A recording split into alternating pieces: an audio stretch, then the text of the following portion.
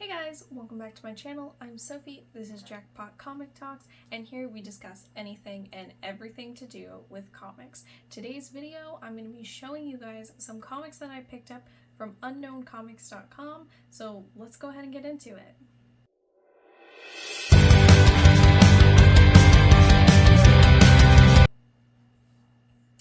So like I said, I'm going to be showing you a comic haul that I got from unknowncomics.com. They specialize in variant covers for comic books, and let me tell you, I can sit for hours and go through all the comics that they have. It's incredible. I have found so many variants that I'd been looking at in other places like eBay and Mercari that were kind of expensive, and getting them from Unknown Comics has saved me quite a bit of money. I will link them in the description below. Personally, I just love going there to find comics. They've always got tons of great sales going on. They have mystery boxes that you can get. And like they've always got like a buy two get one free sale going on. The ones I picked up were part of a buy two get three free sale, and then I did just place an order today because they were having a buy three get four free sale.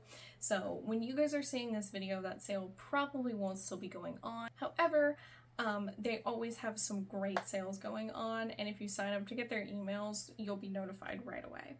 So let's go ahead and get into the comics that I got. So the first one that I picked up was Amazing Spider-Man 27. I thought this was just a really cool Spider-Man and Black Cat cover. A lot of these that I picked up were also like less than 10 bucks. And because I was doing the buy two get three free, I threw in a couple of extras. This was one of them. But I love it. I think it's pretty cool, and I don't think I actually own issue 27. So now I finally have a copy of that. Then we have Amazing Spider-Man issue number 1. Both of these are from the current series that's going on right now.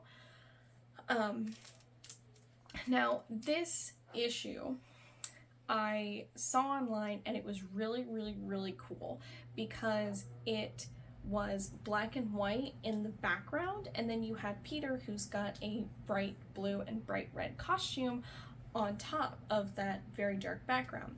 However, when you get it and you see it in person, the buildings behind him, or I guess below him, are kind of a bluish gray tone, so he doesn't pop against them as much as it looks like he does online.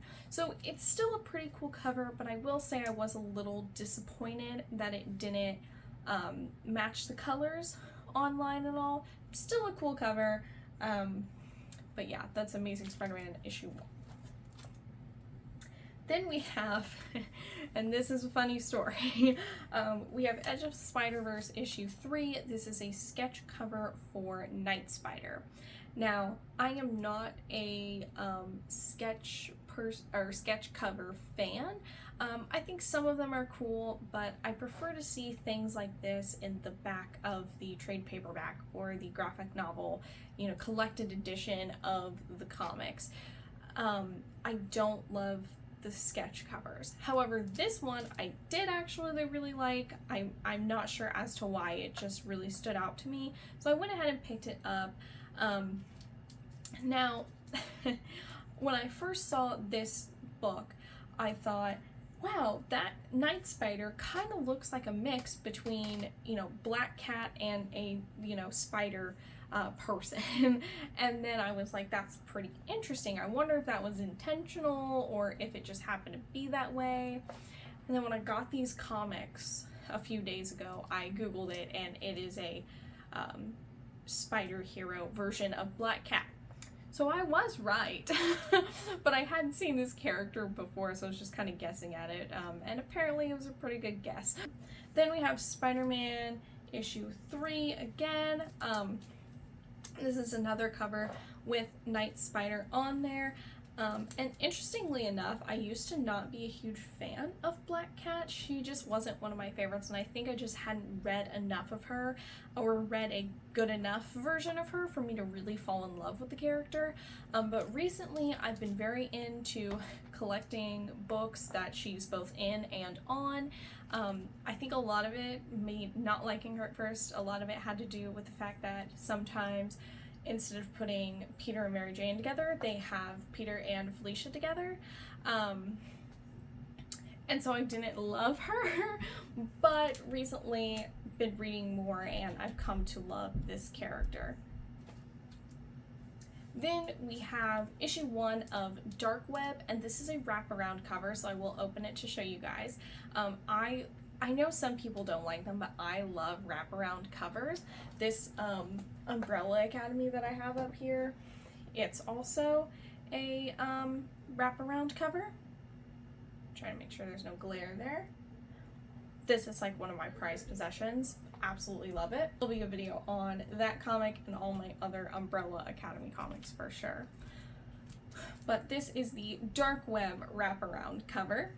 I do have the trade paperback of this series, or at least one of the trade paperbacks of the series. I haven't gotten to read it all. I mostly kind of glanced through and read all of the parts with Peter and Mary Jane and their daughter. Haven't read the rest of it though. I will get around to it. It's on my list for the next few weeks to read. Hey guys, taking a break in the video to tell you that I do know the difference between Dark Web and Dark Ages. As I was editing the video, I realized that I was showing you guys the Dark Web comic book and then was talking about the plot lines and story of Dark Ages. So I do know the difference between the two. I'm not sure why I was confused when I was filming that. But yes, those are two totally different things. They're two different stories, but just wanted to give you guys some clarification in case you were confused like I was while I was editing that. But let's get back to that main video. But this is the cover. This is the first, this is the front cover, and then you have the back cover. There we go. And then here it is open so that you can see it all. So yeah, I love this one. Obviously, Mary Jane is on there too on the back, so love it even more. But I always think it's cool to see comic art on a slightly bigger format than just the front of the comic. So that one's awesome to have. Then we have Amazing Spider-Man issue number 6. This one showcases Spider-Man taking a photo, and then we see all the other photos that he's taken kind of flying around him. And it's really cool. It almost looks a bit like watercolor. So it's very awesome, and when you look at it, you can see all of the little details in all the Polaroids around him. I just think it's a great cover. You can see some of his friends, some of his enemies that he's taken pictures of, and it was just, I saw it and immediately added it to my cart. I knew I had to have it. Next, there is Amazing Spider-Man 74. I do own another copy of this. It's a different cover with Peter and Mary Jane kind of swinging through kind of a park, I believe, if I remember correctly. This variant was so cool that I had to pick up another copy. It's a fractured image with Peter and then some of his villains and friends and family around him. As an artist, I know how complicated fractured images can be, at least for me. Too much fracture in it, too many lines, and it starts to look very muddled and weird. Not enough, and you're not really getting the fractured point across. Plus, you have to kind of disorient some of the faces and stuff like that, so it can get complicated. So I absolutely love when someone does something fractured like this and pulls it off perfectly. This one is one of my favorites. I thought it was super cool. Now we have a break from all the Spider-Man comics. We have Amazing Mary Jane, so not too far away from Spider-Man. This is a issue 1. It's a variant cover that I've been trying to get for quite a while now. I keep, saying a copy, but it's a little too much, or there's a different comic that I want just a little bit more. So I finally got an opportunity to get it. I'm very excited to have another Amazing Mary Jane to add to my collection. And then staying with the Mary Jane trend, we've got Amazing Spider-Man issue 27. This is a cover that I absolutely love, that I actually passed on buying when it came out. I remember when they released it, but I wasn't reading this series at the time and was determined not to read this series because from what I'd heard and what I'd read myself, the little bit that I had, it was kind of sucking. So I was like determined not to buy any of them. And then eventually I picked up some really cool variants for it. There were a few issues I did want to buy.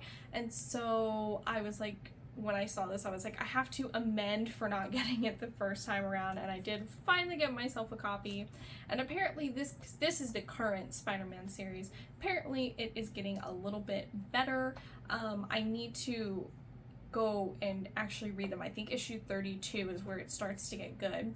Peter's back in the black costume, and there's a bunch of other kind of cool stuff going on. So I do need to read those. Perhaps I will do it when I'm done with this video. But yeah, I did make amends and get myself a copy of this one. And then finally, something completely different from Spider-Man. In fact, it's an entirely different universe. We have Poison Ivy number 3. This is an amazing variant. I absolutely love it. Poison Ivy is one of my favorite Batman villains, and just villains in general. And this cover has so many small details. The colors are amazing on it. I'm so happy to get this. I have a few other Poison Ivy covers and I just love them because you can have them so intricate and detailed with all the flowers and plants around her.